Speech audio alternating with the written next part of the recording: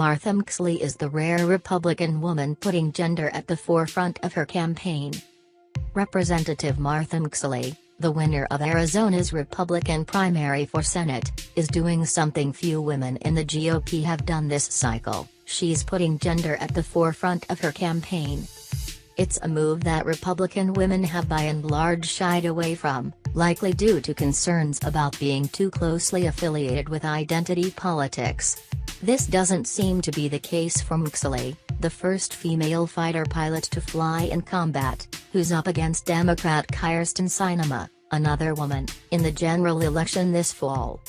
McSally first highlighted gender in her campaign announcement, and has continued to focus on it in the course of her Senate run. "I'm a fighter pilot and I talk like one," she says in her announcement video. "That's why I told Washington Republicans to grow a pair of ovaries and get the job done." She's broken so many barriers in her career, says Lisa Ski, the president of the Chandler Republican Women, noting that there was such prejudice against her and she's made great strides. Since she joined the race, McSally has made her groundbreaking service in the Air Force a cornerstone of her campaign and debuted a women's coalition made up of Arizona women leaders including former Governor Jan Brewer and former Secretary of State Betsy Bayless. Some of the women who support her have taken to offering a pithy nod to her military service and referring to themselves as her wingwomen. Her approach to gender is in stark contrast to Marsha Blackburn and Diane Black, two Congress members who ran in the Tennessee Senate and governor's primaries while skirting the issue.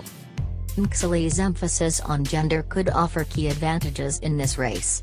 One of the main demographics that she'll have to win over in November is women, a group that makes up 52% of Arizona's registered voters. A growing proportion of women are also identifying as independents who are increasingly looking to be the deciding factor in the upcoming Senate race. With two women going up against one another, gender is no longer a liability. McSally's record centers on breaking gender barriers, and supporters see this as part of her qualifications. For many McSally supporters, her mentions of gender don't read so much as an overt effort to draw attention to it as they do a straightforward way to describe her professional record, and highlight her qualifications. McSally has said she was shocked by the way the Air Force was set up when she first enrolled in the academy after graduating high school. "I find out when I get to the academy that it's against the law for women to be fighter pilots, and I'm like, what? I'm going through the same training as you. I'm kicking a lot of these guys' asses, and somehow, just because I have ovaries, I can't be a fighter pilot," she told Dell in a 2016 interview. "That doesn't even make sense to me." In 1995, McSally became the first female fighter pilot to serve in combat, while flying in a mission in Iraq. Less than a decade later, she went on to become the first female commander of a fighter squadron. While overseas in Saudi Arabia, McSally also challenged a rule that required servicewomen to wear traditional abayas, long-sleeve floor-length dresses, when they traveled off-base. She ultimately sued then-Secretary of Defense Donald Rumsfeld over the requirement, noting that servicemen were not required to wear the formal dress of their host country in the same circumstances, and secured a change in policy. During her time in the House, the two-term Congress member has continued to champion gender equality, establishing a working group to examine disparities in the workplace around pay and confronting the House's stringent dress code. From a personal standpoint, she's a highly accomplished woman, says Scottsdale Mayor Jim Lane, an Arizona official who has endorsed McSally.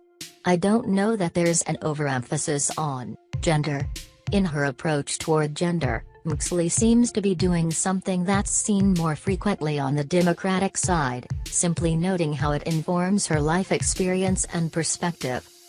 Arizona Republicans have a history of promoting women in politics, even if the broader GOP doesn't. The Republican Party has long been criticized for its lethargic approach to promoting women among its ranks, and this year the GOP could see the number of Republican women in the House go down even as Democrats experience an unprecedented slew of wins among women candidates. For some GOP women, There's also a concern that being too outspoken about issues like gender equality could associate them with identity politics, something the party has actively strove to distance itself from. As Tennessee Republican Party Communications Director Candace Dawkins said earlier this year, "We don't need to highlight our otherness, the Republican Party has a track record, and that's what we're running on." Multiple Arizona Republicans noted that McSally is just the latest in a series of female Republicans that state voters have backed. "I know that people will look at our party and say we suppress women," McSally says. "And I find it laughable here in Arizona." As a state, Arizona has a long pattern of promoting women in public office. As the New York Times' Susan Chira writes, Arizonans have consistently elected women for key state and local positions, even though the Senate seat has remained elusive. Arizona, long an emblem of conservatism, also has a history of shattering stereotypes about women in power. The state leads the nation in electing women as governor, 2 Democrats and 2 Republicans, and ties with Vermont for the highest proportion of women in legislatures at 40%. Perhaps most interestingly, because the final election will consist of 2 women facing off for the seat, this dynamic offers both candidates the freedom to discuss gender on both sides of the aisle in a way that's different from other primaries. "We have strong women here. People laugh and say it's the Wild West. We have great internal support," McSally says. "I think because we've always had so many strong women, it's been part of the landscape." McSally has plenty of political reasons to emphasize gender. There are strategic reasons for McSally to emphasize gender equality, an issue that could be key for appealing to women and independent voters, especially those who are turned off by Trump's allegations of sexual misconduct and rhetoric toward women. According to a July analysis of just over 70 voters by Phoenix-based polling firm, Predictive Insights, women who identified as independents were more likely to back Sinema by a large margin. A January Washington Post ABC News poll found that women and independent voters were flocking to the Democratic options in congressional races.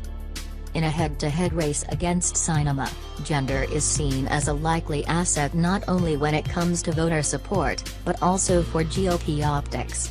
"The Republican Party has a gender gap," says Larry Sabato, the head of the University of Virginia's Center for Politics. By nominating McSally, they're hoping to close the gap a bit.